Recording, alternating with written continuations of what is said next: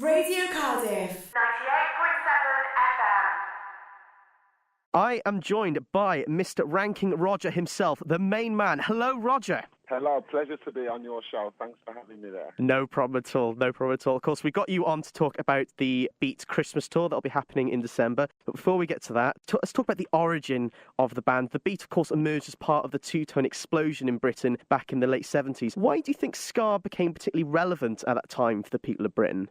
Well, it's funny that you should say that, because even though two-tone became, the kind of forefront of ska music in Britain, the Beat tried our hardest not to be classed as a ska band, and we went off straight, after our first single, which was Tears of a Clown and Ranking Full Stop, which was a double A side, we went straight away and formed our own label, which was called Goldfish, and made that red and black instead of black and white, so it was anything not to do with two-tone. Not that we disliked the idea, because the idea of two-tone was to get all types of people together and lots of different styles of music together. But I think for us, we just didn't want to be classed as a ska band because we were a bit more diverse than that. We did punk and we did reggae as well, and we did a bit of calypso and a bit of, soul, as well as a bit of ska.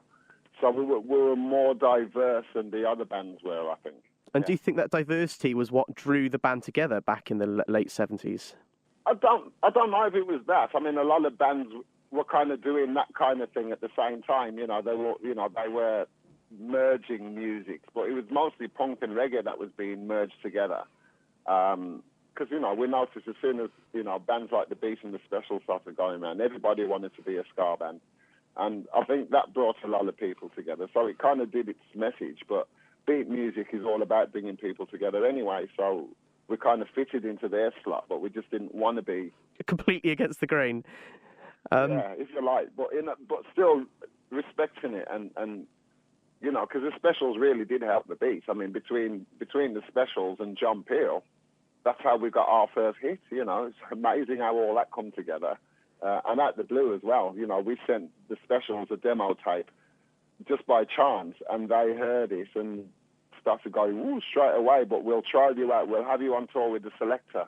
So we went on tour with the Selector for 2 weeks, opening up for them. And at the end of it, Jerry Dammers comes up and says, would you like to be the next two-tone single? Because we really love you. And they wanted Mirror in the Bathroom, and we thought, you're getting Tears of a Clown. You'll get a cover version because it's not one of ours, Yeah. So we gave them that and Ranking Full Stop, which was a ska tune. So that was kind of, a good combination for them.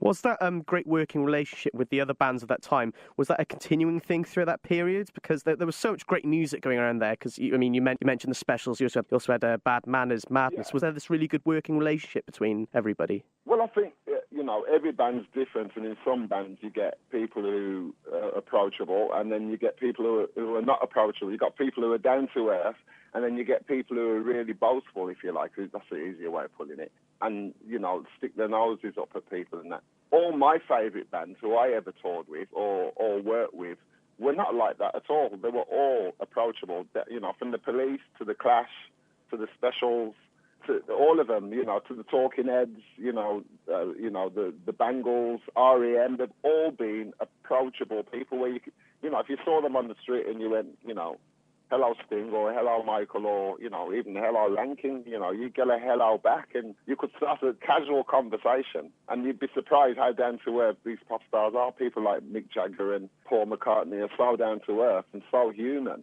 You wouldn't believe it because you've been hyped up by the hype, But we are only human, so we can only be if you want to be true to yourself, then you can only be human, and that's what I choose to be. Would it be hard for you to pick the band you've enjoyed working with most over the years? Would that be a really hard question? And a slightly mean one, I suppose. No. It would have to be. It would be a combination of the Police and the Clash, because both bands treated the Beat, who were known in America as the English Beat then, very well. And all I can say is, they let us in like family, and therefore it makes the tours easier. We've got sound checks every night, and you know, they hung out in our dressing rooms and we hung out in their dressing rooms. And between the Police and the Beat, that was a great little thing going on there. And certainly between the Clash and the Beat, that was definitely like brothers in arms. And you couldn't get a better bill than that. And speaking of the English Beat, there is actually a version of the Beat now, if I've done my research correctly, called the English Beat, but fronted by a different group of people. One of them, I believe the frontman is Dave Wakeling. That's right. Why do you think the US took so well to your brand of music? Because they never had, since the punk days, they didn't have anything else out there to tell them about potential futures or problems that was going on in the world now. It was all more or less middle of the road, rock and roll about I love you and that. And bands like the Specials and the Beat came through. And I think because we were more versatile, again, that we had so many different styles of music is why we broke big in America. And went over there and played loads and loads of colleges and universities for the first year, a year and a half. And I think that's where they, you know, came back. And most of them people work as top doctors or they're in the White House or they're, you know, and hopefully some of those lyrics might make sense to them. And maybe some of them are the people who are trying to change things to make the world better. So, I mean, I feel justice has been done in many ways that I know that racism would have been a lot more worse in England if bands like the Specials and the Beat weren't around in the 80s, because it was getting rife then. I know it's back again now, but we kind of built this bridge which brought about a certain equality which I didn't think I'd see in my lifetime, you know. And we have to keep that. We have to keep the fight. We have to keep fighting this racism thing, because at the end of the day, I've travelled the world, and from my 35 years in the business, all I can tell you is that there's good and bad in every race. I can't say anything else because it's the truth. But, you know, use that as your basis, you know. Judge a man by his heart and not by his collar or the way he dresses. That's a simple rule to go by. Do you think music needs bands like the Beat then? Because you mentioned that slightly nasty attitude coming back. Do you think music and the UK needs more bands like the Beat to come back and help to build more bridges? Well, I don't think it needs bands like the Beat to come back. I think, what we do, what I think the Beat do is all the younger musicians out there are taking it in and learning how it's supposed to be done and how to do it. And I think we're educating them, and I'm hoping that finally there will be a band that was potentially Beat influenced who can come out with those kind of lyrics for this generation, because that's what's needed. You don't need, you know, someone who's as old as your dad telling you, you know, when I was a youth, we were telling the youths what was going on, and we were talking to big people as well who thought, you guys are so clever for your ages, you're young and you're ahead of your time and you know what's going on. So all we were was aware, and we tried to make other people aware, especially young people, and it worked. What I can say about the legacy of the Beat, you know, we had a message, you know, we had loads of messages, but the main message was love and unity and stop the fighting. And of course, the best way for unity, how about this for a great radio link, is to have a party. And the Beat are bringing their own brand of a Christmas party to Cardiff. Let's hear about the Christmas party. What makes a ska Christmas party? Because it is billed as a ska Christmas party, exactly. Well, now this is all. You did say there might be some awkward questions. What makes a ska Christmas party? Well, I'll tell you what. Top-ranking journalism right there. well, I'll tell you what it is. And I'm not blaming anyone. But it's the audience that makes it, because it's their vibe that's going to make that essence. It's going to, you know, we will carry them through, but it's up to them to come back to us, you know. And that's what I notice about our audiences.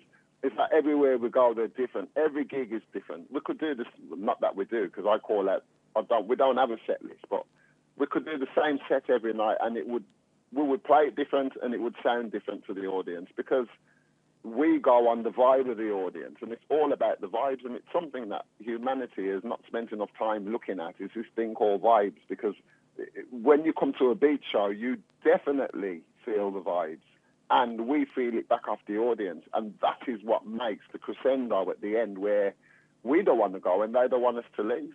And I think that's the essence of what I would call the Christmas party for Cardiff, definitely.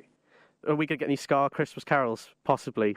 Could that be on the cards? Well, who knows? I mean, it'd be hard to get my guys to do that, you know what I mean? Because they go, oh, don't be corny, Roger, you know, jingle bells in ska. But, you know, who knows? I mean, if we can do a little 10 or 15 second thing, you know, doing a couple of numbers where it goes into a little Christmas carol, then goes back into the tune, I think that would be wonderful. So who knows?